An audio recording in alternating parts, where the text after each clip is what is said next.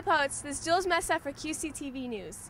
With the recent administration action towards societies, theories are forming among students that hazing may have something to do with it. According to Matt's law, hazing is any method of pre-initiation into a student organization which may cause serious bodily injury to any former, current, or prospective student of any school, college, or university.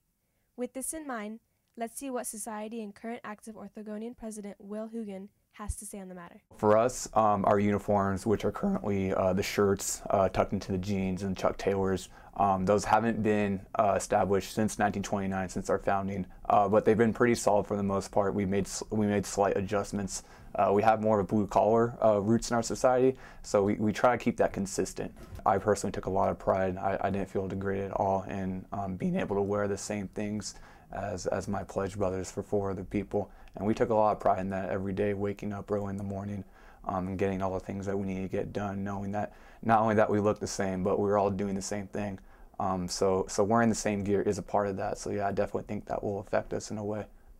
Hopefully in the future, I mean next year, we can come to some sort of agreement with the administration to at least give more options to the new members when they start the process. So we don't have to, come to this issue in the middle of the season too, in the middle of February. I mean, now it's another thing, the fact that the administration didn't give us any forenotice in terms of the decision that they made without consulting any of the societies and making a unilateral decision. I think that was most at issue this month. So hopefully it doesn't have to happen again.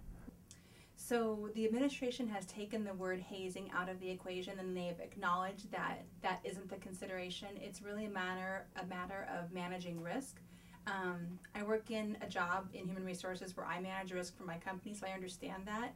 So we're now working together, both the administration and the society, alumni, the pledge mistresses, masters, and the presidents to kind of come up with a workable solution that the school's not really at risk anymore. That's what we really want to come down to.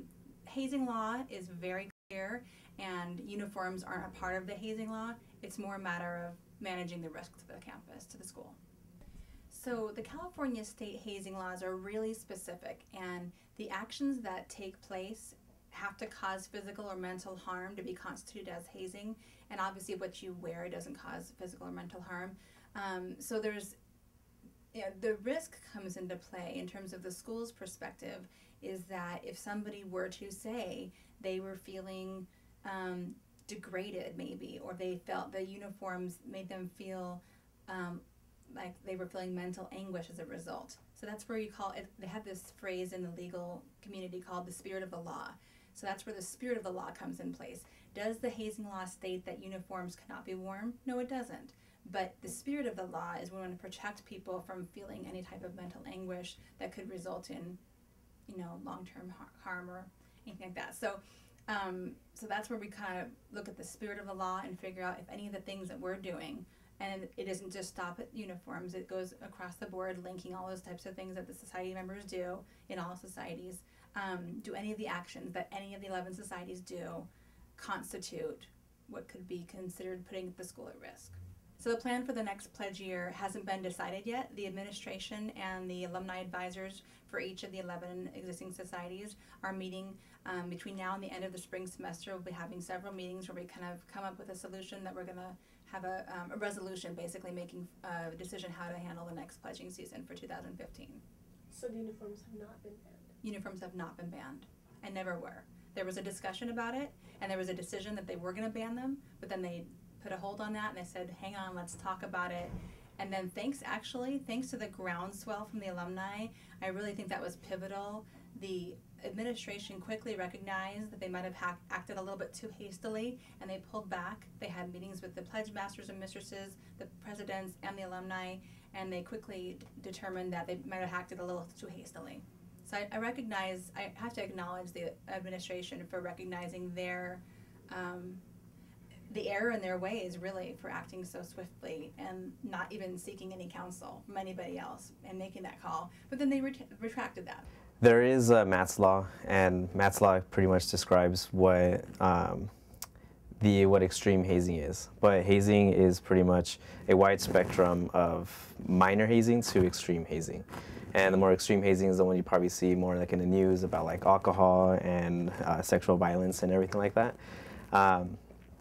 As far as with the uniform, there are instances in other institutions or other fraternity and sororities that their uniform is more of a humiliating type of uniform that either causes embarrassment for the person wearing it.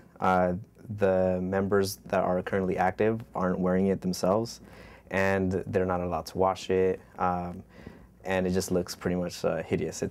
It's causing then that type of distress onto the actual student. Because I feel that most of the uniforms here are pretty much, they don't feel in that,